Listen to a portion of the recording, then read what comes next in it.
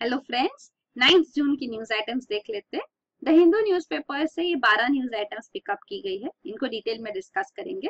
पहली news item है, कम next weekend fuel prices will change daily. तो ये जो ऑयल मार्केटिंग कंपनीज है, पब्लिक सेक्टर कंपनीज जैसे कि Indian oil corporation, Hindustan petroleum, Bharat petroleum, तो इन्होंने मई में, ये न्यूज थी पहले भी, हमने पिछले महीने भी डिस्कस की है कि एक पायलट प्रोजेक्ट लॉन्च किया था जिसके अंदर उन्होंने पेट्रोल और डीजल के प्राइसेस जो पेट्रोल पंप्स में मिलते हैं उनके प्राइसेस उन्होंने डायनामिक प्राइसिंग मॉडल लाए थे। मतलब हर टाइम ये चेंज हो गए, मतलब डेली बेसिस पे ये प्राइसेस चेंज हो गए। जैसे इंटरनेशनल मार्केट में प्राइसेस चेंज होते हैं वैसे यहाँ पे भी चेंज हो गए।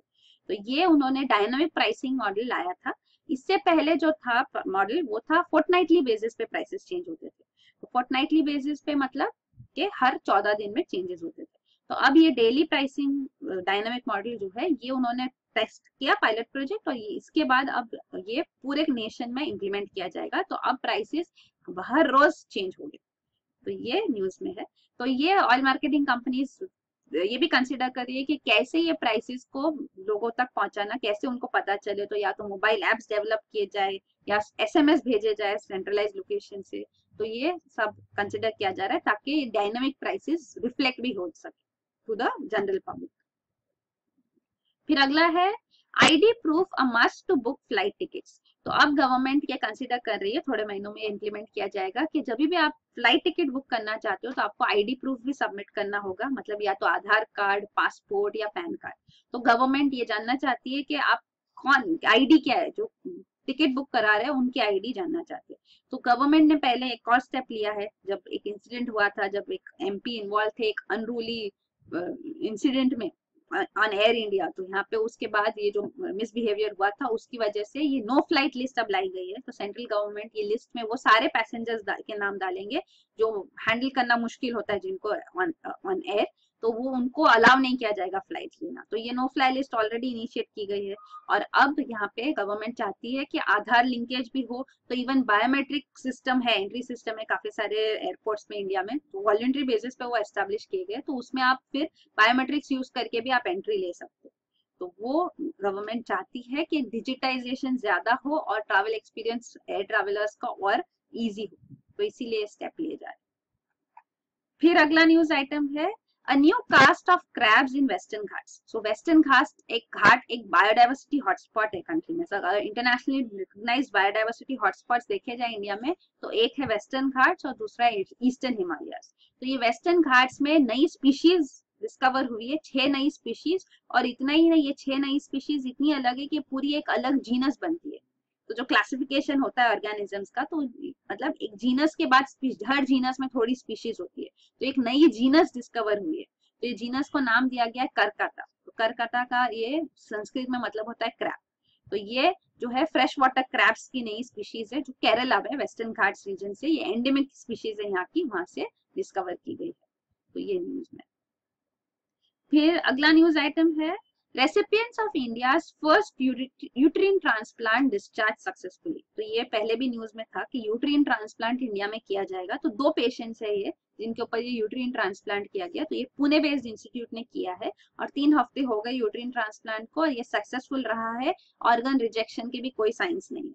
तो ये एक पॉजिटिव डेवलपमेंट है क्योंकि ऑल अक्रॉस दी वर्ल्ड जहाँ पे भी ये यूट्रीन ट्रांसप्लांट्स हुए हैं वहाँ पे कॉम्प्लिकेशंस डेवलप हुए हैं।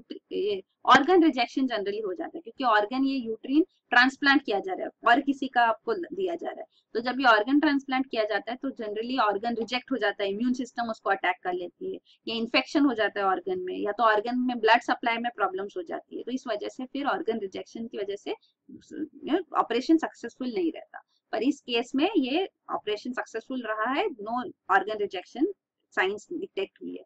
तो ये जो ग्लोबली भी हुई है तो काफी कम केसेस है जहाँ पे ये सक्सेसफुली हुए हैं, स्पेशली स्वीडन में ये सक्सेसफुली हुए और अब इंडिया में भी ये सक्सेसफुली की गई है।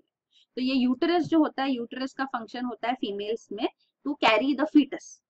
तो ये यूट्रीन ट्रांसप्लांट जो है इसको काफी कंट्रोवर्शियल भी कहा गया था कि इसकी जरूरत नहीं है इतना कॉम्प्लिकेटेड सर्जरी करने की क्योंकि यूटरस कोई एक एसेंशियल ऑर्गन नहीं है।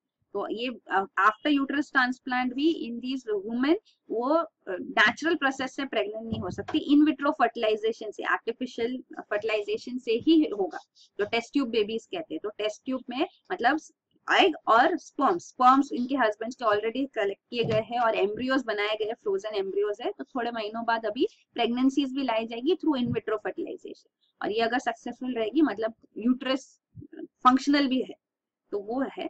एक यूट्रस जो डोनेट किया गया है वो मदर का यूट्रस उन्होंने डोनेट किया है अपने बेटी को, एक है, और दूसरे जो थे उनको कोई सिंड्रोम डिसऑर्डर था जिस वजह से उनको डिसफंक्शनल यूट्रस डिसफंक्शन था, तो इसीलिए उनको नया यूट्रस दिया गया है।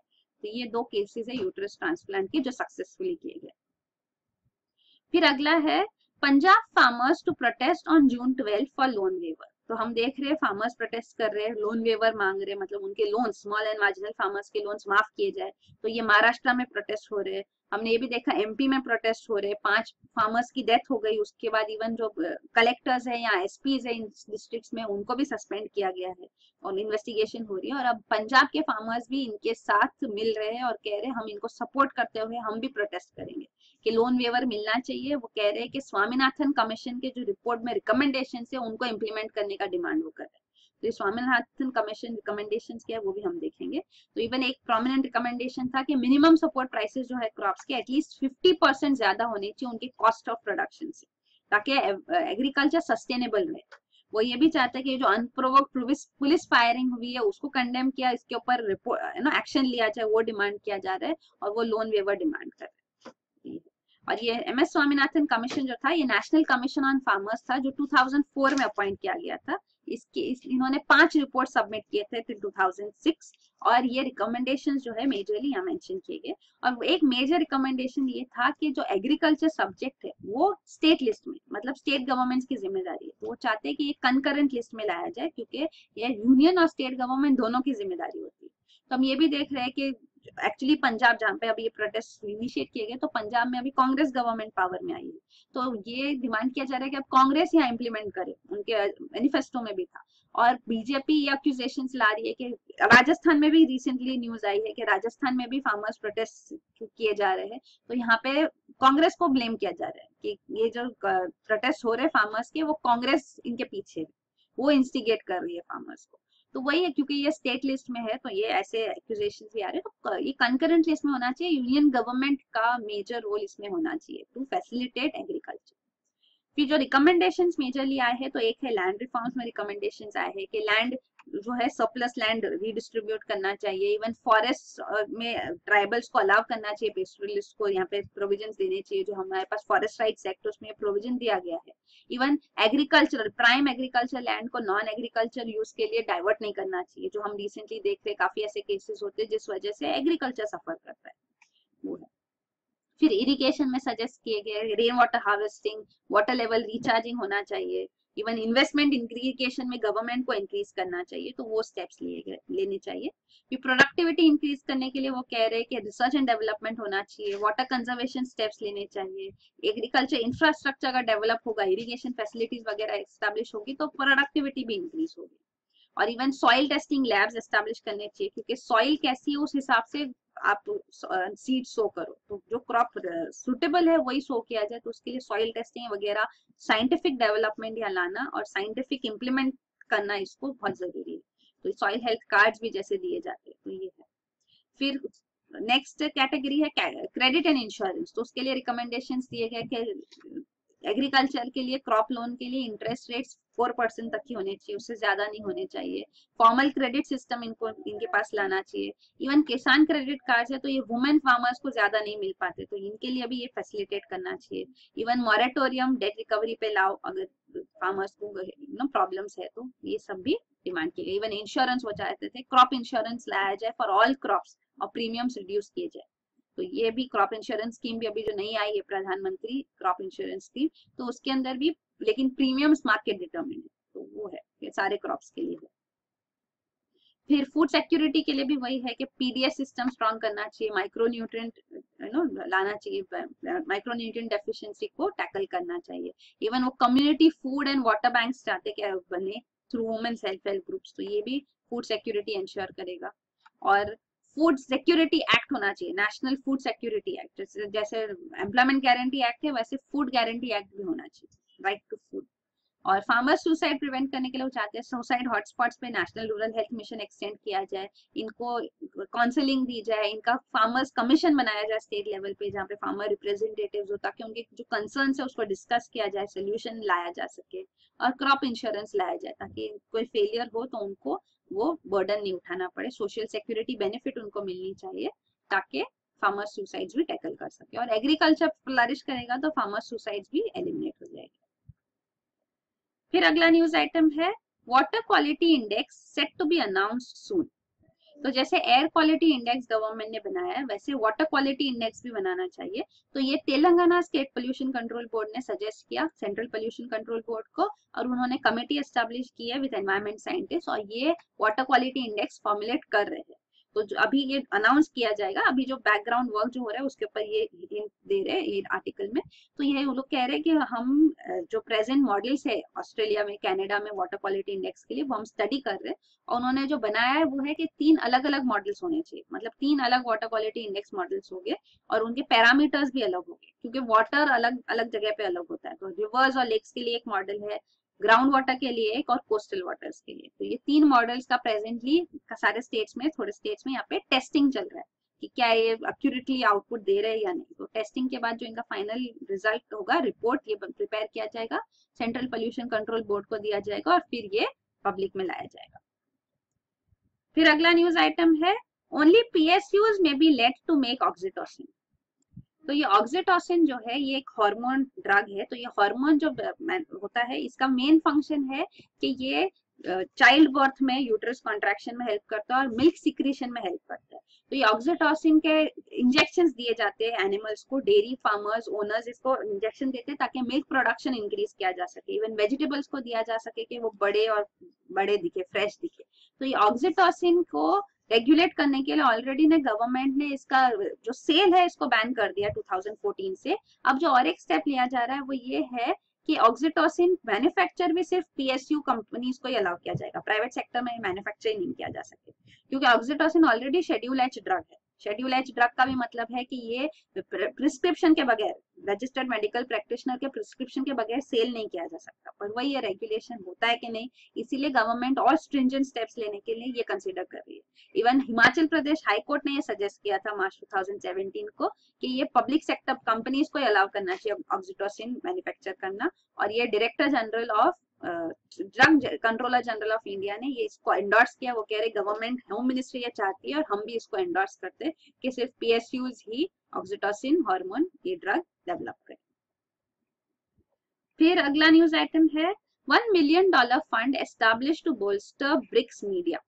तो ये ब्रिक्स ग्रुपिंग जो है ब्राजील, रशिया, इंडिया, चाइना और साउथ अफ्रीका, तो ये ब्रिक्स ग्रुपिंग की पहली ब्रिक्स मीडिया फोरम सेशन हुआ। तो ये मीडिया फोरम सेशन में जिन्हुआ न्यूज एजेंसी जो चाइना की है उन्होंने $1 मिलियन इन्वेस्टमेंट कमिट किया है कि हम मीडिया कॉपरेशन इंप्रूव करना चाहते हैं amongst the 5 nations, BRICS nations. तो यहाँ पे वो चाहते हैं कि बैलेंस रिपोर्टिंग है, तो हर एक नेशन से एक मीडिया ग्रुपिंग है, इंडिया से हिंदू ग्रुप ऑफ पब्लिकेशन यहाँ पे, तो ये सारे मीडिया ग्रुपिंग साथ में फंक्शन करके कॉपरेट करके रिपोर्टिंग में बैलेंस लाना चाहते हैं, क्योंकि इंटरनेशनल मीडिया में जो रिपोर्ट्स आते हैं वो जनरली वॉशिंगटन, लंदन से जो आ रहे वो होते, तो ये मीडिया में बैलेंस रिपोर्टिंग के लिए स्टेप्स लिए जा रहे, कॉपरेशन लाने की कोशिश की जा रही है, और ये एक इनिशिएटिव है। तो यहाँ पे न्यू डेवलपमेंट बैंक भी ऑलरेडी ब्रिक्स नेशन से एस्टैब्लिश किया, तो इनका ये मल्टीलैटरल लेंडर बैंक है ब्रिक्स नेशंस के लिए, तो उन्होंने भी इसको एंडोर्स किया ये स्टेप को। तो ये ब्रिक्स न्यू डेवलपमेंट बैंक के बारे में है। तो ये आप देख सकते हैं 5 नेशंस की कॉन्ट्रीब्यूशन से $1 बिलियन, और ये कंट्रीज को ही फैसिलिटेट करेगी। फिर अगला न्यूज आइटम है 70 dead in Al Shabaab attack in Somalia. तो सोमालिया ये हॉर्न ऑफ अफ्रीका में जो नेशन है, यहाँ पे अल शबाब टेररिस्ट ऑर्गेनाइजेशन है, ये अल कायदा से लिंक्ड है, और यहाँ पे इस्लामिक स्टेट अटैक्स भी होते हैं, और ये अल शबाब ऑर्गेनाइजेशन सोमालिया और कीनिया में भी अटैक्स करते हैं। फिलहाल जो अटैक हुआ सोमालिया में मिलिट्री बेस पे अटैक हुआ, जिसके अंदर अराउंड 70 लोगों की डेथ हो गई। तो ये रैम्पेज जो हुआ उस बारे में है। तो अल शबाब जो ऑर्गेनाइजेशन है कहाँ एक्टिव है, ये एमसीक्यूज में भी आ सकता है, तो एटलीस्ट नॉलेज होनी चाहिए। फिर अगला है 2 states breach 3% fiscal deficit target. तो पहले ये समझना चाहिए कि फिस्कल डेफिसिट क्या है। तो हर एक गवर्नमेंट का जो बजट होता है, दो साइड्स होते हैं, रेवेन्यूज और एक्सपेंसेस। तो रेवेन्यू साइड और एक्सपेंस साइड को बैलेंस होना चाहिए। अगर बैलेंस है तो बैलेंस बजट है, अगर डेफिसिट है तो डेफिसिट बजट है, या सरप्लस है तो सरप्लस बजट है। तो रेवेन्यूज जनरली, अगर डेफिसिट बजट है तो एक्सपेंसेस ज्यादा हो रहे हैं, रेवेन्यू सफिशिएंट नहीं है, पर फिर भी जो एक्सपेंसेस करने हैं उसके लिए रेवेन्यू मनी लाना पड़ता है। तो गवर्नमेंट क्या करती है, इसके लिए डेट्स लेती है, लोन लेती है।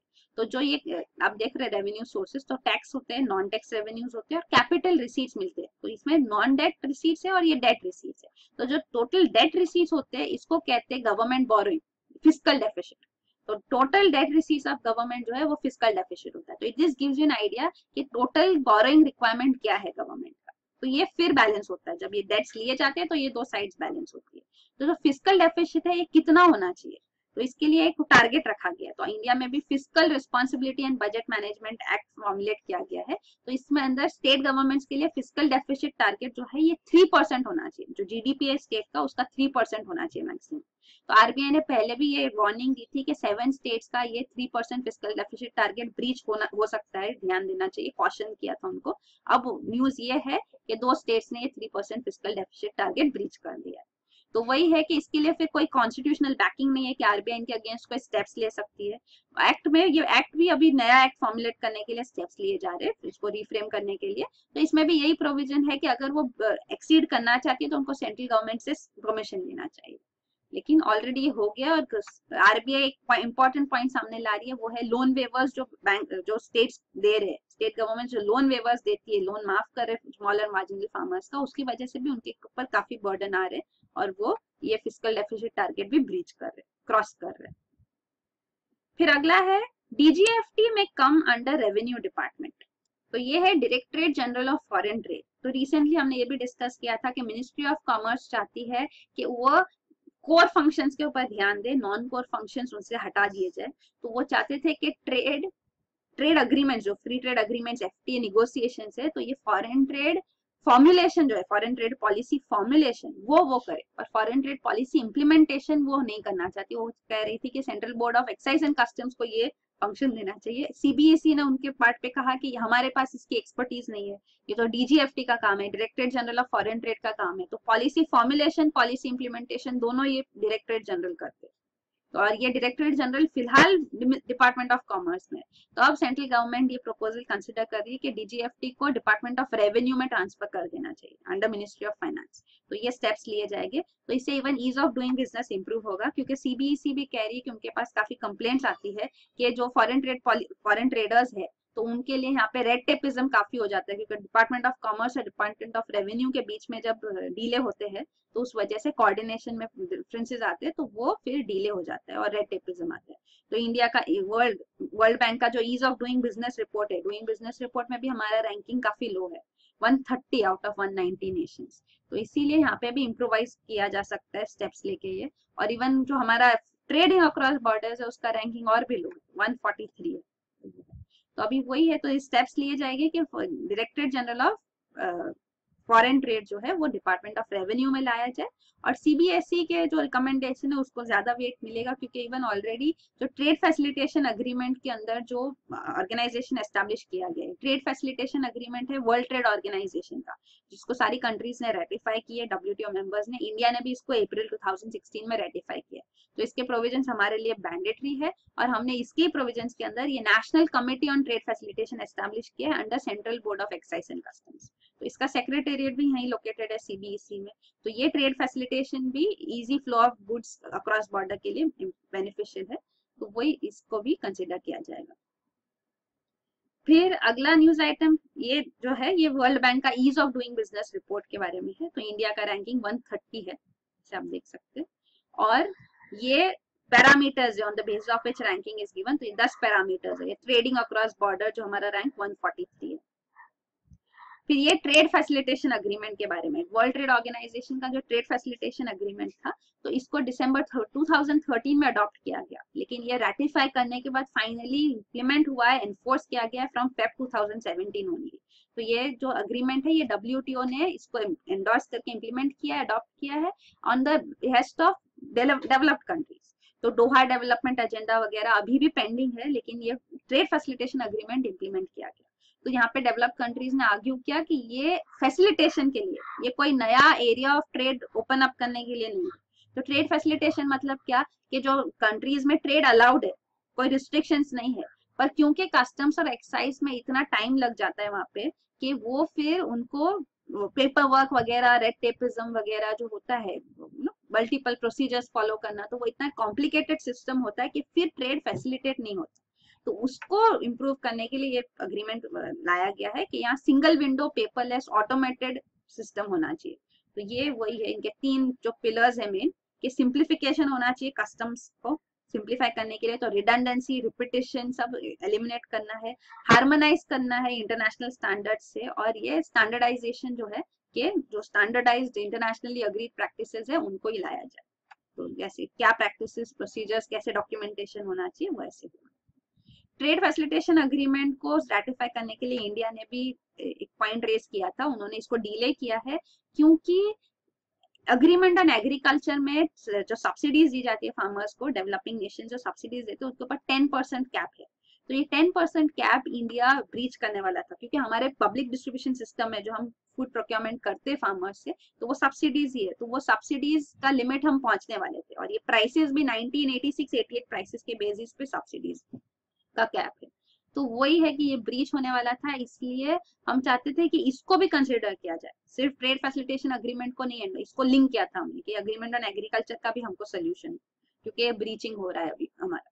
तो इसके अंदर फिर निगोसिएशंस हुए यूएस के साथ, और फाइनली पीस क्लॉज लाया गया कि इम्यूनिटी दी जाएगी 2017 तक, अगर ब्रीच भी हुआ है सब्सिडी कैप तो भी कोई पेनल्टी नहीं लाई जाएगी डेवलपिंग कंट्रीज पे। तो ये पीस क्लॉज लाया गया, उसके बाद ट्रेड फैसिलिटेशन अग्रीमेंट इंडिया ने भी एंडोर्स किया। फिर लास्ट न्यूज आइटम है Indian American among 12 new astronauts chosen by NASA. तो नासा ने अभी 12 नए एस्ट्रोनॉट सिलेक्ट किए, उनमें से एक इंडियन अमेरिकन भी है, लेफ्टिनेंट कर्नल राजा ग्रिंदरचारी। तो ये यहाँ पे ही डायरेक्टर थे integrated test force Edwards Air Force Base पे, तो ये कमांडर है यहाँ पे। तो इनको सिलेक्ट किया गया है, और ये जो 12 एस्ट्रोनॉट्स है अब ये प्राइवेट स्पेस एजेंसीज के थ्रू ही ये इंटरनेशनल स्पेस स्टेशन जाएंगे। तो पहले 2 साल इनका ट्रेनिंग होगा, फिर ये डेवलपमेंट होगा। तो हम देख रहे हैं कि नासा ने अपना स्पेस शटल अब रिटायर कर दिया है, तो उसके बाद वो प्राइवेट जो कमर्शियल स्पेस कंपनीज है उनका ही स्पेसक्राफ्ट यूज करके आईएसएस भी पहुंच रहे, इंटरनेशनल स्पेस स्टेशन पहुंच रहे। तो स्पेस एक्स एक प्रोमिनेंट जो ये कमर्शियल कंपनी है, इनके भी एक लीड इंजीनियर ये 12 एस्ट्रोनॉट्स में इंक्लूडेड है। तो ये है राजा ग्रिंदरचारी, और ये है इंटरनेशनल स्पेस स्टेशन के बारे में। तो ये इंटरनेशनल स्पेस स्टेशन एक आर्टिफिशियल सैटेलाइट है, हैबिटेबल आर्टिफिशियल सैटेलाइट ऑर्बिटिंग दी अर्थ। तो ये ऑर्बिट भी दिखाया गया है यहाँ पे, लो अर्थ ऑर्बिट है ये, अराउंड 330 to 435 किलोमीटर ऑल्टीट्यूड पे। तो ये 1998 में इसका फर्स्ट मॉड्यूल लॉन्च किया गया था। ये लार्जेस्ट मैन मेड बॉडी है इन लो अर्थ ऑर्बिट, और ये नेकेड आई से भी आप देख सकते हो स्काई में। और ये इंटरनेशनल स्पेस स्टेशन जो है ये 5 स्पेस एजेंसीज का जॉइंट प्रोजेक्ट है, कोलैबोरेशन है, नासा, रशिया की रोस्कॉस्मोस, जापान की जक्सा, यूरोपियन स्पेस एजेंसी और कैनेडियन स्पेस एजेंसी। इसरो यहाँ इन्वॉल्व नहीं है। तो इसके अंदर प्रेशराइज मॉड्यूल्स है, सोलर एरेस है जो इनको पावर करते हैं, और यहाँ ये लैब है, एक्चुअली रिसर्च लेबोरेटरी। तो यहाँ पे microgravity space environment research lab है जहाँ पे एक्सपेरिमेंट्स किए जाते हैं, biology, physics, astronomy, meteorology etcetera. तो पहले यहाँ पे स्पेस शटल्स भी फंक्शन करते थे, अब रशियन सोयूज रॉकेट्स है और कमर्शियल जो ये स्पेस एक्स रॉकेट्स है वो यहाँ पे पहुंचते हैं, फैल्कन रॉकेट्स। तो यही है न्यूज आइटम्स। Thank you.